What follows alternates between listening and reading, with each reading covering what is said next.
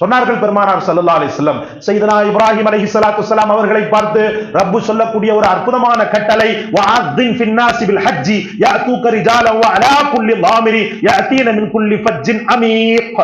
இப்ராஹிமுக்கு நாம் சொன்னோம், இப்ராஹிமே காபாவை கட்டி முடித்துவிட்டு அல்லாஹ்வின் பக்கம் மக்களை அழையும், ஹஜ்ஜுக்காக அழையும்.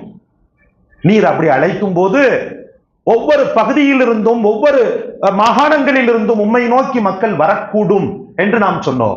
சொல்லுவாங்க பெருமானார் ஸல்லல்லாஹு அலைஹி வஸல்லம், இப்ராஹிம் அலைஹிஸ்ஸலாத்து வஸ்ஸலாம் அவர்கள் இப்படி அழைக்கின்ற நேரத்தில் லப்பைக் என்று ஒரு முறை சொன்னவருக்கு அல்லாஹ் ஒரு முறை ஹஜ்ஜை நசீபாக்குகிறான். லப்பைக் லப்பைக் என்று 2 முறை சொன்னவருக்கு அல்லாஹ் 2 முறை ஹஜ்ஜை நசீபாக்குகிறான். லப்பைக் லப்பைக் அல்லாஹும்ம லப்பைக் என்று 3 முறை சொன்னவருக்கு அல்லாஹ் 3 முறை ஹஜ்ஜை நசீபாக்குகிறான் என்று சொன்னார்கள். அல்லாஹ் பல முறை நசீபாக்குவானாக.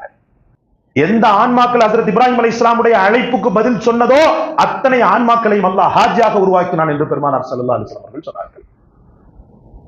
அதனால இது முன்னாடியே போட்ட வித்து, அந்த வித்தை பலப்படுத்துறது நம்முடைய கடமை சகோதரர்களே. அல்லாஹ் ரப்பல் ஆலமீன் ஒரு மூமினுடைய உச்சக்கட்ட நன்மை, உச்சக்கட்ட நியாமத் அப்படின்னு வச்சிருக்கிறான்னு சொன்னா அது ஹஜ் மட்டும்தான். எந்த அமலையும் அல்லாஹ் ரப்பல் ஆலமீன் அப்படி சொன்னது கிடையாது. நீங்க குர்ஆன் எடுத்து பாத்தீங்கன்னா தொழுகை எப்படிப்பட்ட தொழுகை, ஐங்காலம் எல்லா மூமினும் கண்டிப்பா தொழுகையே ஆகணும். அவன் தொழுகை விட்டான்னு நிச்சயமாக குற்றவாளியாக அல்லாஹ்விடத்துல நிற்பான். அப்படி தொழுகையை மூமின்களின் உயிர் மூச்சாக வைத்த இறைவன் ஏன் குர்ஆனில் அது சம்பந்தப்பட்ட ஒரு சூறாவை இறக்கல? அங்கொன்றும் இங்கொன்றுமான தொழுகையை அல்லாஹு தஆலா சூரா ஸலான்னு சொல்லியிருக்கா. ஸலானா தொழுகை அரபில, அப்படி ஒரு சூறாவே கிடையாது. சரி, ஜக்காத்தை கொடுக்கிறோமா இல்லையா? ஜக்காத் என்பது எவ்வளவு பெரிய புரட்சி! அல்லாஹ்வின் பாதையிலே ஏழை எளிய மக்களுக்கு நீங்கள் கொடுக்கக்கூடிய தர்மத்தின் உச்சம்.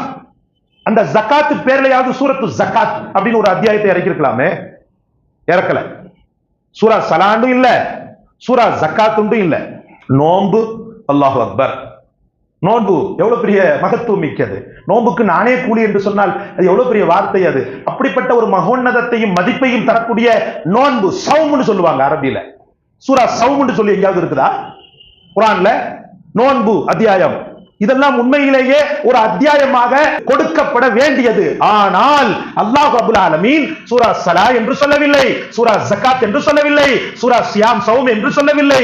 ஒன்றே ஒன்றுக்கு மட்டும் அல்லாஹ் ரப்பல் ஆலமீன் ஒரு சூறாவையை இறக்கி அது சம்பந்தப்பட்ட மகத்துவத்தையும் முழுக்க உள்ள சட்டத்தையும் அதனுடைய அகமயத்தையும் சொல்கிறான் என்று சொன்னால் சூரா ஹஜ்ஜில் மட்டும்தான். சூறாமலையும் சூறாவாக சொல்லாத இறைவன் இதற்கென்று பிரத்யேகமாக ஒரு அற்புதமான ஒரு அத்தியாயத்தை இறக்கி சூரா ஹஜ் என்று அதற்கு பெயரிட்டார்.